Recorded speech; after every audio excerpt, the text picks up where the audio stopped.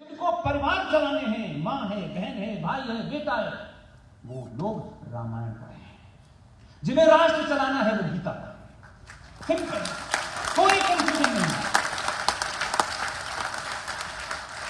इसलिए छोटे छोटे नैरेटिव को बदलें। ये अलग बात है कि जनवरी का महीना इस देश के लिए सौभाग्यशाली भी है, और सौभाग्यशाली ही 12 जनवरी को विवेकानंद पैदा हुए, 23 जनवरी को सुभाष चंद्र बोस पैदा हुए, और इस महीने के आखिर में जो बोझ थे वो चले गए।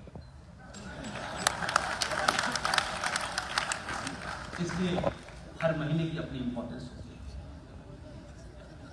लिहाजा मैं आपके सामने एक डॉक्यूमेंट इसलिए रखना चाहता हूं कि मेरी ख्वाहिश थी कि मैं इसको जबलपुर में आप सबके सामने रखूं, और ये हमारी टीम ने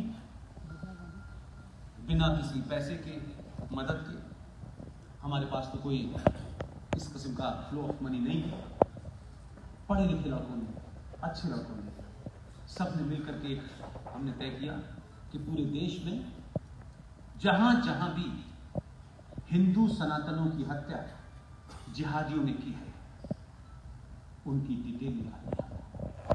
2014 से 2019 तक भारत के अंदर कुल मिलाकर के जो मॉब लिंचिंग हुई है, जिसका जिक्र नहीं होता, उस मॉब लिंचिंग की पूरी रिपोर्ट है इसमें। ये पूरी रिपोर्ट है, शहर का नाम, तहसील का नाम, FIR का नाम, मरने वाले का नाम, मारने वाले का नाम।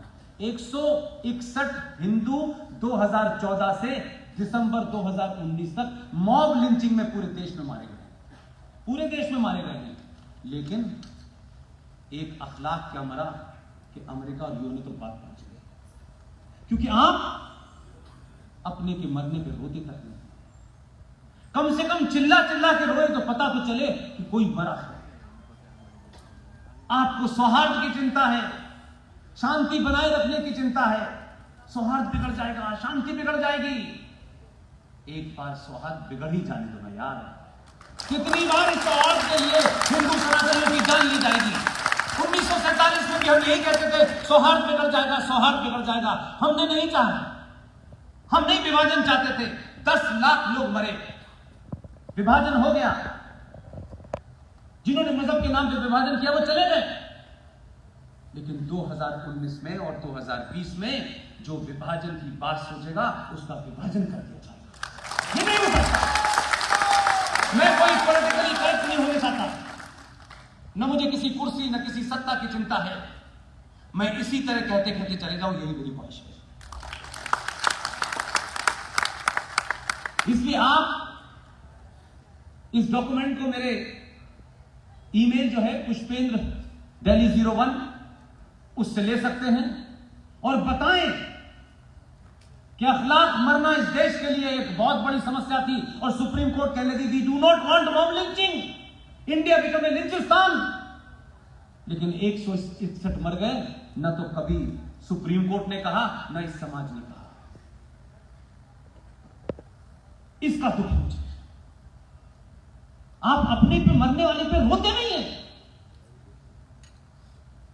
औरंगजेब ने क्या किया, कितने जनेऊ मंगवाए, कितने वो तोलता था, कितने कत्ल करता था, किस सिख को मारा, किस गुरु को मारा, मैं वो भी नहीं पूछ रहा यार। मैं नहीं था, मैं 1990 में जिंदा था। भारत का एक शख्स किसी एजेंडे के तहत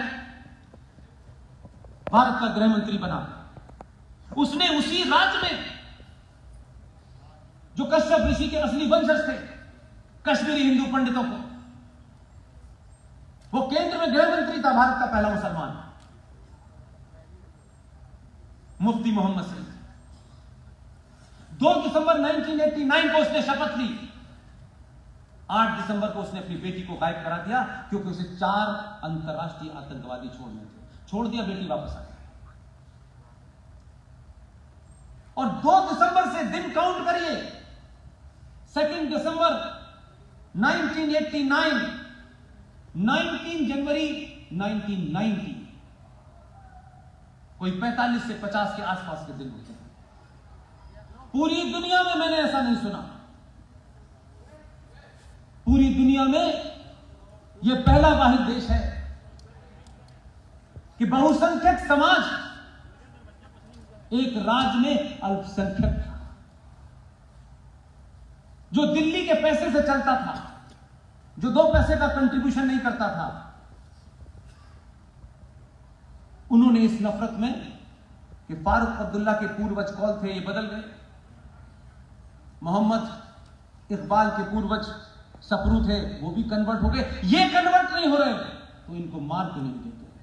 2500 कश्मीरी हिंदू पंडितों को रेप मर्डर करके मार दिया।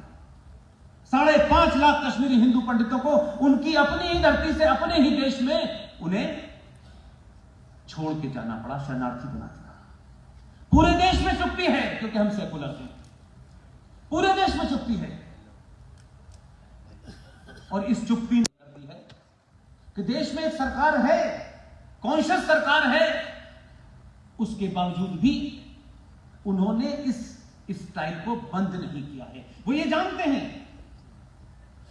कि जो हमारा कुरान है वो इसी फिलॉसफी पर रखा है। अगर हमने इसको रोक दिया तो उन्होंने एक पॉलिसी बनाई है जिसको हम लोगों ने डिकोड करने की कोशिश की है। और आधुनिक भारत में इस्लाम का यह सबसे मजबूत हथियार है। वो ये करते हैं कि रैंडमली यकायक कहीं किसी की हत्या कर दी गांव में, जो खबर नहीं बनती, हो गई हत्या। उस गांव में हत्या कर दी, वहां से 25-30 परिवार पलायन करना शुरू हो गए अकस्मात।